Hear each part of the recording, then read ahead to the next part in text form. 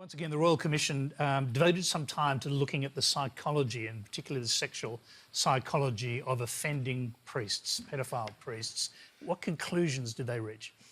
Well, I think celibacy really is only part of the problem, and the Royal Commission recommended that celibacy should be optional, so there could still be a role for it. But the Royal Commission looked at some of the individual factors that might have led to this sort of perfect storm of offending within the church. They looked at the mental health of priests and religious. They looked at what they called psychosexual immaturity. Some of the Christian brothers were joining the order or recruited into the order at the age of 14. I mean, I defy anyone to know what they want to do with their life and their sexuality at the age of 14. The other kinds of individual factors went to sort of lack of maturity generally, or possibly narcissistic personality disorders, believing that you are God's representative here on earth. I don't mean any disrespect to people who believe in ontological change, but I mean to draw attention to the power that people in those positions have, and that kind of power is really easily misused.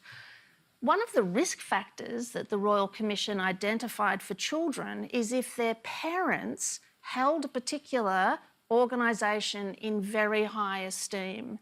And this relates back to what we're talking about, what Christina's talking about, the power of the church vesting in a very limited kind of range of people. Because it's harder for them to imagine that anything bad can have happened. Yes, I mean, if you subscribe to the Catholic faith and you hold those beliefs, it is beyond comprehension that if your child is able to come home and say that something has happened, it's kind of beyond your capacity to understand or comprehend. Certainly in decades gone by.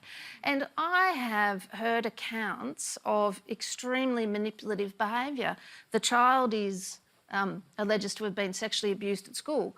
By the time they run all the way home from school, the priest or the Christian brother is actually at their house having a cup of tea with their mother. So the kind of power that the priest has to know so much about families, to know which children are vulnerable, to know, you know, whose dad's a drinker or whose mum's had a miscarriage, which children have been a bit naughty and might not be believed anyway. I mean, you'd have to address that kind of underlying kind of power.